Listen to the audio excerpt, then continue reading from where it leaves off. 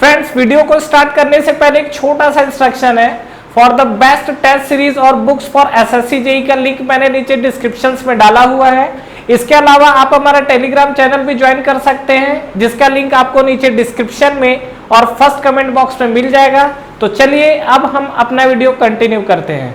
Friends, इस video के अंदर हम लोग नेक्स्ट चैप्टर स्टार्ट करते हैं। जैसा कि हमने लास्ट वीडियो में देखा हुआ था, हमारा चल रहा था कंप्रेसर की कहानी और हमने अलग अलग टाइप के कंप्रेसर्स के बारे में भी देखा हुआ था, उसका वर्क इनपुट देखा हुआ था, किस तरीके से निकालते हैं हम लोग। और बेसिकली हमने उसमें 3 तरीके के कंप्रेसर को देखा हुआ था, जो कि आपका क्या क्या था, रेसिप्रोकेटिंग था, सेंट्रीफ्यूगल था, फिर एक्सियल फ्लो कंप्रेसर था। और इस वीडियो के अंदर हम लोग नेक्स्ट चैप्टर स्टार्ट करें, that is the vapour power cycle. इसी के अंदर हम लोग रैनकाइन साइकिल भी पढ़ने वाले हैं, स्टीम पावर प्लांट पे यूज होता है ये। और फिलहाल इस वीडियो के अंदर मैं आपसे कुछ बेसिक चीजें डिस्कस करने वाला हूं, क्योंकि यहां से आपके इंटरव्यू में भी कुछ जनरल क्वेश्चंस पूछे जाते हैं। दूसरा चीज, यहां पर अगर मैं बात करूं तो एक पावर प्लांट का जो बेसिक स्ट्रक्चर होता है, वो पूरे स्ट्रक्चर को कवर ना करके हम लोग यहाँ पर वो पार्ट को कवर करने वाले हैं जिससे आपका क्या टरबाइन रन होता है। हालांकि हमको टरबाइन फिर अलग अलग चीजों में भी पढ़ना है, ठीक है। नेक्स्ट चैप्टर अगर हम लोग बात करेंगे तो फिर आपका क्या नोजल डिफ्यूजर है, स्टीम टरबाइन है, वहां पर मिलेगा। लेकिन उससे पहले अगर हम लोग यहाँ चीजों को देखें तो देखते हैं हमारा वेपर पावर साइकिल के अंदर फ्रेंड्स होता क्या चीज है, क्या क्या चीजें उस पर किस तरीके से वर्किंग करती है। सबसे बड़ा चीज आपको मैं अगर टरबाइन के बारे में बता दूं तो जो हमारे पास टरबाइन होता है, टरबाइन में जो हमारा फ्लूइड यूज होता है वो नंबर अलग अलग तरीके के फ्लूइड यूज हो सकते हैं। जैसे मान लीजिए कि आपका क्या है, ये मान लीजिए हमारे पास टरबाइन है और ये टरबाइन के अंदर अगर हम लोग बात करें तो बेसिकली शाफ्ट का डिजाइन है और इस तरीके से इसमें नंबर्स ऑफ ब्लेड लगे होते हैं, ठीक है। जितने नंबर्स ऑफ ब्लेड होते हैं उतने नंबर ऑफ स्टेजेस काउंट होते हैं। तो यहाँ पर ये जो आपको टरबाइन दिख रहा है, इस टरबाइन के अंदर अगर हम लोग बात करें तो यहाँ पर जैसा कि मैंने आपको बताया हुआ था, अगर मैं यहाँ पर स्टीम की सप्लाई करता हूँ तो ये आपका बन जाता है स्टीम टरबाइन। अगर यहाँ पर मैं वाटर की सप्लाई करता हूँ तो ये आपका बन जाता है हाइड्रोलिक टरबाइन, ठीक है। ये स्टीम टरबाइन जो हम लोग अभी पढ़ने वाले हैं, पूरा स्टीम को लेकर बात करेंगे। हाइड्रोलिक टरबाइन की कहानी हम लोग कहाँ पढ़ते हैं, डेफिनेटली फ्लूइड मशीनरी पार्ट में, जहां पर हमारा क्या वाटर यूज होता है। इस तरीके से अगर आप देखोगे तो जो भी आप चीजें यहाँ पर यूज कर रहे हो उसके अकॉर्डिंग वो टरबाइन को डिफाइन कर दिया जाता है। तो कुल मिला के अगर आप देखेंगे तो जैसे यहाँ पर क्या है, गैस यूज कर देंगे हम लोग तो ये आपका बन जाएगा गैस टरबाइन। गैस का मतलब इसमें आपका क्या क्या आ जाता है, एक तो आपका एयर आ जाएगा, एयर के साथ इसमें हम लोग क्या कुछ फ्यूल ऐड कर देते हैं इसकी एनर्जी को इंक्रीज करने के लिए। तो यहाँ पे अगर आप देखोगे तो ये जो हमारे पास है गैस है, स्टीम, हाइड्रोलिक टरबाइन है। तो ये सब जो चीजें, ये सब क्या है, जो भी आपके गैसेस है वो क्या टरबाइन के अंदर से पास हो रही है और टरबाइन के अंदर से पास होने के बाद टरबाइन को रन करेंगे। यहाँ पर अगर मैं वेपर पावर साइकिल को लेकर बात करूं तो वेपर पावर साइकिल में बेसिकली हम लोग जो डील करने वाले हैं वो स्टीम से डील करने वाले हैं। तो यहाँ पे अगर आप कुल मोटो अगर देखोगे तो यहाँ पर हमारा टोटली फोकस्ड होगा किसके लिए, स्टीम के लिए। मतलब हमारा क्या होगा कि टरबाइन है, टरबाइन चलेगी और टरबाइन को चलाने के लिए हमें स्टीम की जरूरत पड़ेगी। अब बात डेफिनेटली बात ये है कि स्टीम जनरेट कहां से होगा, तो हमारा क्या है, बॉयलर होता है। बॉयलर क्या करता है, हम उसको वाटर सप्लाई करते हैं तो वो स्टीम को जनरेट करता है। तो बस यही कहानी हमको करना है। तो एक बार अब मैं आपको इसका एक बेसिक स्ट्रक्चर बताता हूँ कि किस तरीके से वर्किंग करता है यहाँ पर। और आइए देखते हैं हम लोग। तो वेपर पावर साइकिल के अंदर सबसे पहला चीज हम लोग देखें तो यहाँ पे आपका होता है बॉयलर। ये हमारे पास आप कहीं से भी डेफिनेटली एक साइकिल है, तो ये हमारे पास ये बना हुआ है बॉयलर। बॉयलर से आपका क्या होगा, इसमें हम लोग सप्लाई करते हैं क्या, वाटर। ये जो आपका बॉयलर है, बॉयलर में हम लोग सप्लाई क्या करते हैं, वाटर। और ये यहाँ से जब बाहर निकलता है तो वाटर डेफिनेटली किस में कन्वर्ट हो जाएगा, स्टीम में। ये जो हमारे पास है ये बॉयलर आपका क्या स्टीम में कन्वर्ट होगा।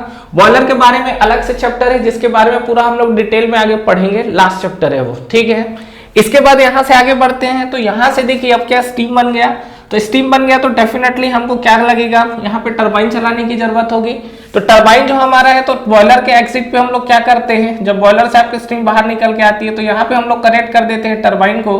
और इस तरीके से हमारे टरबाइन कनेक्टेड है और ये हमारे पास क्या है, ब्लेड है, ठीक है। तो यहाँ पे क्या होगा कि जो बॉयलर है वो आपका स्टीम निकला, वो स्टीम आपका कहाँ गया, टरबाइन में। बेसिकली अगर आप देखोगे तो टरबाइन पे यहाँ इनलेट पे यहाँ पे नोजल रहता है। नोजल का बेसिक फंक्शन क्या होता है, अगर मैं बात करूं तो यहाँ पर आपका क्या होता है, नोजल होता है ये इस तरीके से। और ये आपका नोजल क्या करेगा, नोजल आपका इनलेट पे रहता है। Basically what is the basic function of the nozzle, ये जो इसके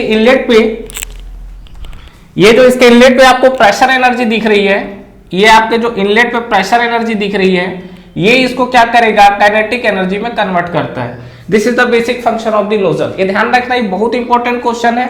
हालांकि नोजल डिफ्यूजर में मैं पूरा डिटेल में बात करूंगा इस चीज पे, लेकिन यहाँ पर जो पार्ट्स यूज हो रहे हैं, जो भी डिवाइसेस यूज हो रहे हैं, उसके बारे में हमको जानना जरूरी है। तो ये जो हमारे पास प्रेशर एनर्जी है, यहाँ पर प्रेशर एनर्जी टोटली क्या है, काइनेटिक एनर्जी में कन्वर्ट हो जाता है। तो यहाँ पे अगर हम लोग बात कर रहे हैं तो ये आपकी जो प्रेशर एनर्जी निकल कर आई है, तो नो डाउट बॉयलर आपका क्या है, हाई प्रेशर होता है। यहां से आपका क्या है, जो आपकी स्टीम है, स्टीम आपका निकल के कहां गया, टरबाइन के अंदर। टरबाइन में आपका स्टीम इंटर किया, अब क्या करेगा, ये जो आपका स्टीम है ये आपका ब्लेड से टकराएगा। ब्लेड से टकराएगा तो क्या करेगा, स्टीम अपनी एनर्जी किसको ट्रांसफर करेगा, ब्लेड को करेगा। जब ये ब्लेड को करेगा तो ब्लेड इस तरीके से क्या रोटेट करना स्टार्ट करेगा। अब ये रोटेट करना स्टार्ट किया तो यहाँ पर फाइनली आपका जो शाफ्ट है वो रोटेट करना स्टार्ट कर दिया। इसके बाद यहां से हम लोग आगे बढ़ेंगे तो टरबाइन के बाद नेक्स्ट हम लोग आगे बात करते हैं। तो अब टरबाइन का जो एग्जिट है, तो नो डाउट जो स्टीम है अपनी एनर्जी तो ट्रांसफर कर दिया है। तो जो आपका स्टीम जो टरबाइन से आपका जो एग्जिट आता है उसका पोजीशन क्या रहता है, ये तो आपका प्योरली क्या है, गैसियस फॉर्म हो गया है। यहां पर जो आपको एग्जिट में आएगा, या तो आपका देखो लिक्विड प्लस वेपर का फॉर्म आएगा, या आपका हो सकता है कि वेपर का फॉर्म आए।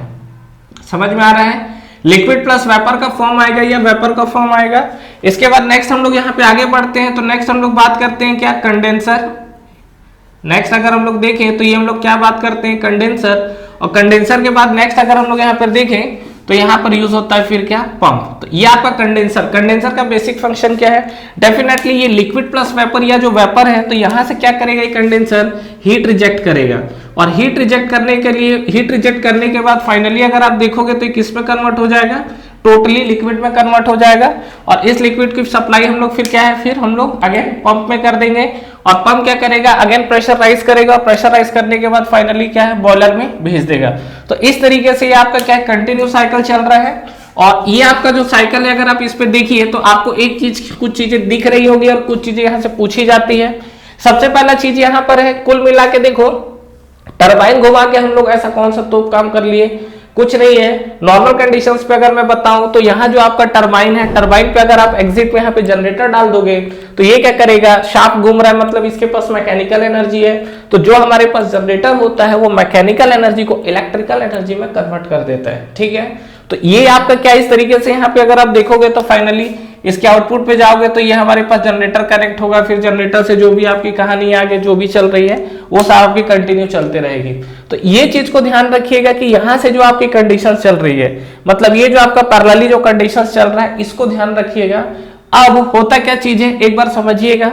बॉयलर है, बॉयलर में बेसिकली हमने क्या किया, हीट सप्लाई किया हुआ है। ध्यान दीजिएगा, बॉयलर में हम लोग बेसिकली करते क्या, हीट सप्लाई करते हैं। अब हीट कैसे सप्लाई करोगे, नो डाउट फ्यूल को बंद करो। ठीक है, अब फ्यूल आप जो भी यूज कर सकते हैं उसके बारे में हम लोग भी आगे बात करने वाले हैं। तो बॉयलर के अंदर हमने हीट सप्लाई किया, और जब हीट सप्लाई करते हैं तो ये जो आपका बॉयलर काम करता है, ये कांस्टेंट प्रेशर पे काम करता है।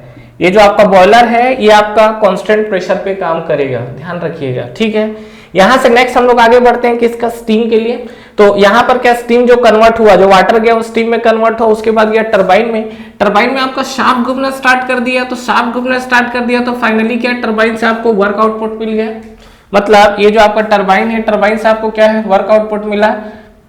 इसके बाद जब आप आगे जाओगे तो ये आपको क्या करेगा, लिक्विड प्लस वेपर। और वेपर की अगर आप लोग बात करते हैं यहाँ पर, ये जो आपका कंडीशन है कि टरबाइन से आपको क्या वर्क आउटपुट तो फाइनली मिला, लेकिन यहां से जो आपका जो स्टीम गया था उसका पोजीशन अब क्या होगा, या तो लिक्विड प्लस वेपर होगा या वेपर होगा। अब ये क्या है, कंडेंसर में गया, तो कंडेंसर में फाइनली अगर आप देखोगे तो हीट क्या हो रहा है, आपका रिजेक्ट हो रहा है। तो कंडेंसर में अगर आप देखोगे तो यहां से आपका हीट रिजेक्शन स्टार्ट हो गया।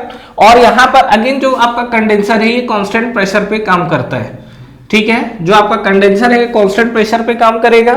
इसके बाद यहां से क्या हुआ, ये जो पोजीशन आप देखोगे तो फाइनली लिक्विड बना है। लिक्विड क्यों बनाया गया है यहाँ पर, देखो यहाँ पर क्या है कि अगर आपका टोटली लिक्विड नहीं बन रहा है तो फिर यहाँ बॉयलर तक पहुंचेगा कैसे, आ रहा हूं उसी टॉपिक पे।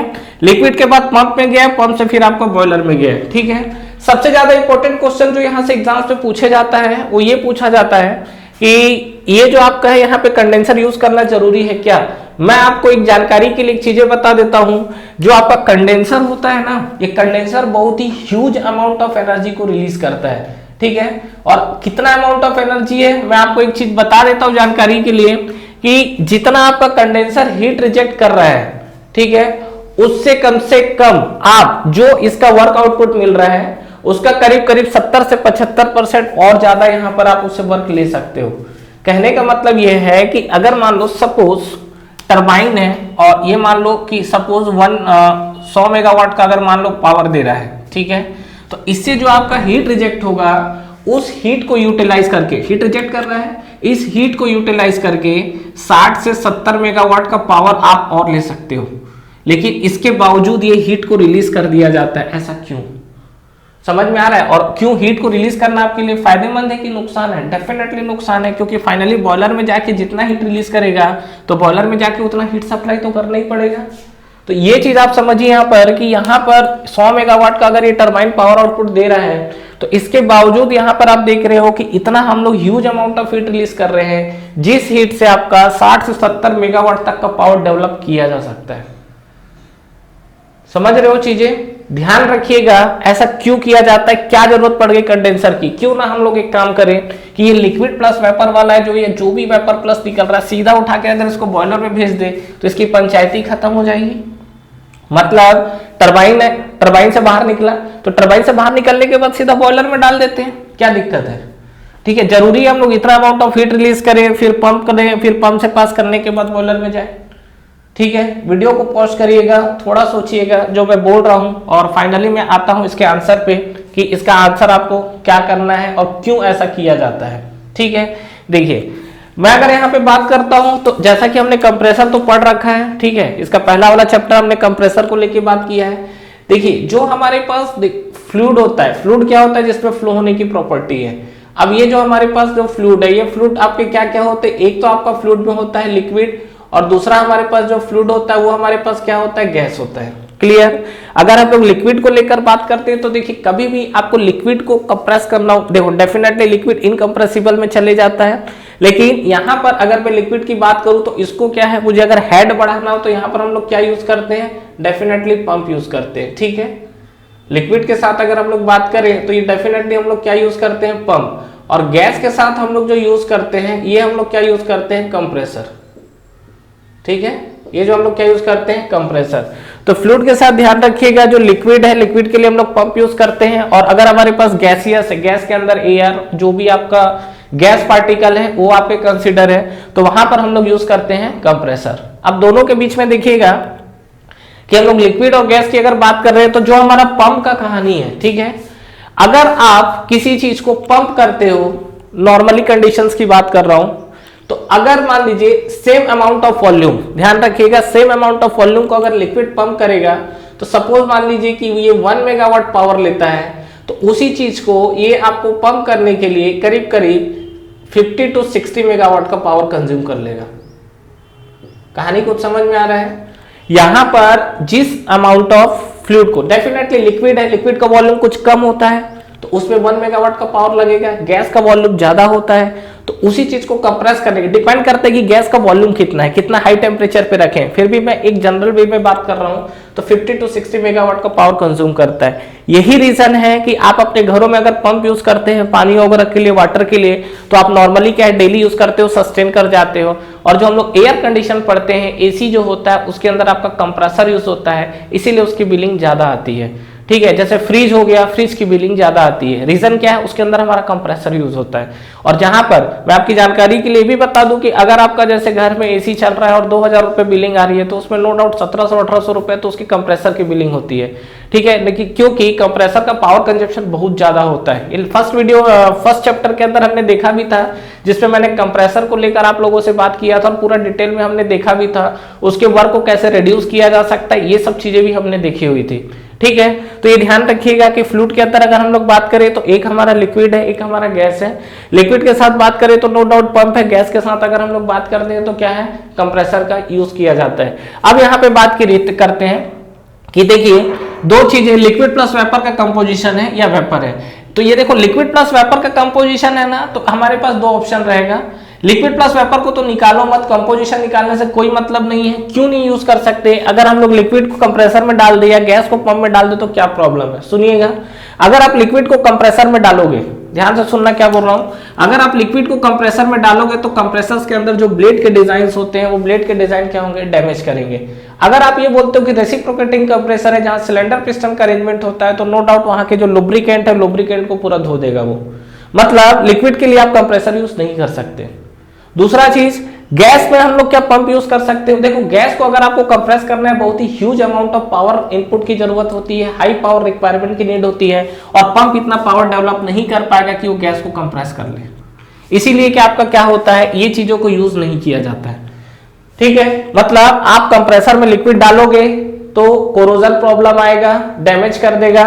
गैस में अगर पंप के अंदर अगर आप गैस डाल दोगे तो पंप उतना ह्यूज पावर जनरेट नहीं कर पाएगा, तो वो क्या है, गैस को कंप्रेस नहीं कर पाएगा, ठीक है। दोनों के बीच में आपको डिफरेंस समझ में आया। तो यहां पर मेरे पास दो रास्ता है कि लिक्विड प्लस वेपर तो आए नहीं, तो या तो वेपर आ जाए या लिक्विड आ जाए, दो ही चीज है, या तो वेपर आ जाए या लिक्विड आ जाए। अब सुनो, अगर हम मैं थोड़ा सा पहले निकाल दूं, जैसे लिक्विड प्लस वेपर मान लो कंपोजिशन आ रहा है, तो थोड़ा सा पहले निकाल लूं तो प्योर वेपर आ जाएगा डेफिनेटली।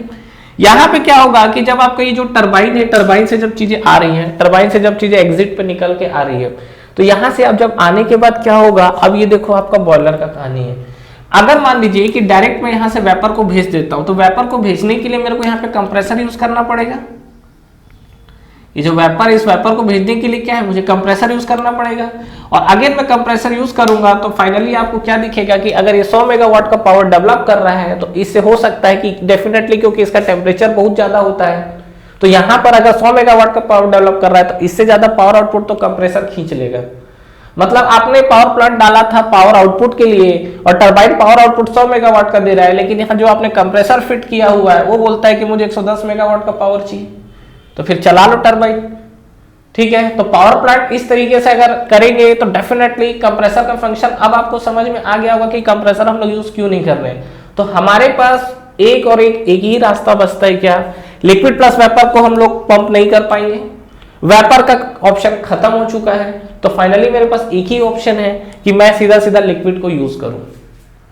समझ में आ रहा है, मतलब लिक्विड प्लस वेपर का जो कंपोजिशन है ये भी ऑप्शन खत्म, क्योंकि या तो लिक्विड यूज करो या वेपर यूज करो। ऊपर से वेपर हम लोग यूज कर नहीं सकते, देख ही रहे हो, क्योंकि कंप्रेसर की कहानी आपको दिख रही है। तो कुल मिला के अगर आप देखोगे तो आपको क्या दिखेगा, यहाँ पर देखिए, यहाँ पे अगर हम लोग बात करें तो ये आपका जो कंडेंसर है, कंडेंसर के अंदर अगर आप देखोगे तो यहाँ पर फाइनली हमने क्या किया है, टोटली लिक्विड में कन्वर्ट करने की कोशिश की है। अब इसको कन्वर्ट करने के लिए यहाँ से हीट रिजेक्ट करना पड़ेगा, और जो हीट रिजेक्ट करना है वो हम डेफिनेटली कंडेंसर से करते हैं, ठीक है। अब बात यह है कि जब कंडेंसर, जब हीट रिजेक्ट करना है, इतना लॉस करना है, तो यहीं पर हीट रिजेक्ट करा देते हैं। ये जो हम लोग हीट रिजेक्ट करा रहे हैं वो हीट को यहीं रिजेक्ट करा के डायरेक्ट लिक्विड बना के निकाल देते हैं, ठीक है। वो चीज भी अगर आप सोच रहे हो तो अच्छी बात है, नहीं दिमाग में आ रहा है तो चीजें आएंगी। क्या बोल रहा हूं कि वेपर तो ऑप्शन खत्म हो गया, तो जब आप यहाँ के हीट रिजेक्ट करा रहे हो तो इसी लिक्विड को यहीं से निकाल देते हैं ना। तो अगर आप इस लिक्विड को यहाँ से निकालोगे तो जो टरबाइन के आउटलेट साइड के जो ब्लेड होते हैं ना, ये आपके क्या होंगे, पूरे के पूरे लिक्विड पार्टिकल में मॉइस्चर आएगा तो ब्लेड का डैमेज होगा। और ब्लेड का डैमेज होना इतना इजीली नहीं है। टरबाइन के जो ब्लेड्स होते हैं बहुत ही आपके कॉस्टली, एक्सपेंसिव होते हैं, ठीक है। पहले तो इंडिया के बाहर डिजाइन होता था, इंडिया में होता भी नहीं था, अब तो खैर डिजाइन होने स्टार्ट हो गए हैं। तो टरबाइन के जो एक एक ब्लेड की कॉस्टिंग आती है, क्योंकि उसका एरोडायनेमिक प्रोफाइल होता है, उसके बाद उसके अलग अलग शेप, उसके बाद उसका हाइट वेट, मतलब ये सब जो नंबर्स ऑफ डिजाइन है, डिजाइन में बहुत ज्यादा वो एक्सपेंसिव पड़ जाता है टरबाइन का जो ब्लेड्स के डिजाइन होते हैं। इसीलिए कोशिश यही रहती है कि टरबाइन का जो भी ब्लेड्स है उसका मटेरियल अच्छा से अच्छा हो, और दूसरा चीज वो आपका ब्लेड डैमेज ना हो। तो ये भी एक हमारे पास रेस्ट्रिक्शन है। तो इसीलिए हम लोग क्या बोलते हैं भाई, सीधा सीधा यहाँ पर कंडेंसर लगाओ, ठीक है। जो नुकसान हो रहा है उस नुकसान को सहेंगे, लेकिन ओवरऑल अगर आप देखोगे तो फायदे में ही है, ठीक है। और कंडेंसर से फिर हमने निकाला क्या, यहाँ पर टोटली लिक्विड, और इस लिक्विड को पंप को लेके बॉयलर में चले गए, ठीक है। आप ये भी बोल सकते हो कि सर जब इतना हीट हमारा रिजेक्ट हो रहा है तो क्या हम लोग इस हीट को यूज नहीं कर सकते? डेफिनेटली कर सकते हैं, लेकिन 100% हीट यूज नहीं करते हैं। इसको मैं आपको पढ़ाऊंगा जब बॉयलर एक्सेसरीज और माउंटिंग वाली जब चीजें पढ़ेंगे, कि ऐसा नहीं है कि इतना ह्यूज अमाउंट ऑफ हीट अगर रिलीज हो रहा है तो उस हीट को हम लोग जाने दें, ठीक है। डेफिनेटली इस हीट को हम लोग क्या करते हैं, यूटिलाइज करते हैं। तो कहानी क्लियर हुआ यहाँ तक? तो इस चीजों को ध्यान रखिएगा। और यहाँ पर फाइनली आपको ये चीज समझ में आ गया कि ये जो हमारे पास एक बेसिक साइकिल चल रहा है, तो यहाँ पर हमने कंडेंसर की यूज किया है। तो कुल मिला के ये जो आपका साइकिल चल रहा है, इसमें आप किसी भी चीज को गायब नहीं कर सकते, ध्यान रखना, ठीक है। बॉयलर है, टरबाइन है, टरबाइन के बाद आपका कंडेंसर है, फिर आपका पंप है। तो कुल मिला के देखोगे तो आप इसमें से किसी भी चीज को आप गायब नहीं कर पाओगे। मतलब ऐसा नहीं कि मैं किसी पार्ट को एलिमिनेट कर दिया। तो कुल मिला के ये सब हमारे पास फंक्शंस हैं, और इस फंक्शन में अगर आपको एक बेसिक साइकिल क्लियर हो गया है तो नेक्स्ट हम लोग अब बढ़ सकते हैं रैनकाइन साइकिल की तरफ। और रैनकाइन साइकिल के अंदर जो हमको देखना है, तो अलग अलग, जैसा अगर हमको प्रोसेस पता होगा तो प्रोसेस पता होने के बाद ही हम लोग क्या है, रैनकाइन साइकिल। रैनकाइन साइकिल क्यों बोला गया था? डेफिनेटली रैनकाइन साइंटिस्ट का नाम था, उन्होंने अपने नाम पे दिया हुआ है। तो सबसे पहला चीज तो हमको ये समझना है कि इसमें कौन कौन से पॉइंट है, कौन कौन से पार्ट्स है, और उसका बेसिक प्रोसेस आपका क्या क्या दिख रहा है, ठीक है। तो यहाँ पे अगर हम लोग बात करते हैं, तो जैसे मान लीजिए कि आपका फर्स्ट है ये, अगर हम लोग देखें तो यहाँ पर कोई भी आप पॉइंट को डिनोट कर सकते हो। तो सबसे पहले अगर हम लोग देखें तो देखिए बॉयलर का इनलेट है, तो इसको हम लोग 1 ले लेते हैं। स्टीम का जो इनलेट है इसको हम लोग 2nd ले लेते हैं। ये आपका जो टरबाइन का एग्जिट है इसको हम लोग 3rd ले लेते हैं। और ये जो हमारे पास कंडेंसर का एग्जिट है इसको हम लोग 4 ले लेते हैं, ठीक है। तो ये हमारे पास 4 पॉइंट है। तो ये मैं आपका जो पार्ट है, अब इसमें हमको क्या रैनकाइन साइकिल यूज करना है। तो रैनकाइन साइकिल की कहानी जो अलग अलग जो डिवाइसेस है उसके अलग अलग प्रोसेस पे बेस्ड होगी, और उसको हम लोग कवर करने वाले हैं नेक्स्ट वीडियो में, ठीक है, बेसिक कंसेप्ट में रैनकाइन साइकिल के साथ। तो फ्रेंड्स, आई होप आपको ये वीडियो क्लियर हुआ होगा। इस वीडियो के अंदर देखिए मैंने जस्ट एक आपको बेसिक चीजें आपसे डिस्कस की है। एग्जाम में रिटन पॉइंट ऑफ व्यू से बोलोगे तो ये वीडियो उतना हेल्पफुल नहीं है, लेकिन अगर आपका इंटरव्यू क्वेश्चन है या आगे के कंसेप्ट समझने के लिए, ठीक है, नॉर्मली ऐसा होता है, इसके बाद ये लगता है, ये लगता है, ये लगता है, इस तरीके से चीजों को नहीं रटना है। हमको ये समझना है कि उसके बाद उसकी जरूरत क्यों पड़ रही है और उसी चीज को हम लोग क्यों यूज कर रहे हैं। तो इस वीडियो के अंदर मैंने यही सब चीजों के जो डाउट्स आते हैं उसको मैंने क्लियर करने की कोशिश की है। Thank you so much for watching this video. Friends, इस वीडियो को लाइक करिए, ज्यादा से ज्यादा फ्रेंड्स के साथ शेयर करिए, और अगर आप इस चैनल पे नए हैं तो चैनल को सब्सक्राइब करना ना भूलें, बेल नोटिफिकेशन जरूर प्रेस करिएगा, जिससे जो भी लेटेस्ट अपडेट है वो आप तक पहले पहुंचे। इसके अलावा आप हमारा टेलीग्राम चैनल भी ज्वाइन कर सकते हैं, जिसका लिंक नीचे आपको डिस्क्रिप्शन में और फर्स्ट कमेंट बॉक्स में मिल जाएगा। Friends, for the best test series और बुक्स फॉर एसएससी जेईई का लिंक भी नीचे आपको डिस्क्रिप्शन में मिल जाएगा। तो ठीक है फ्रेंड्स, तैयारी करते रहिए। Wish you all the best.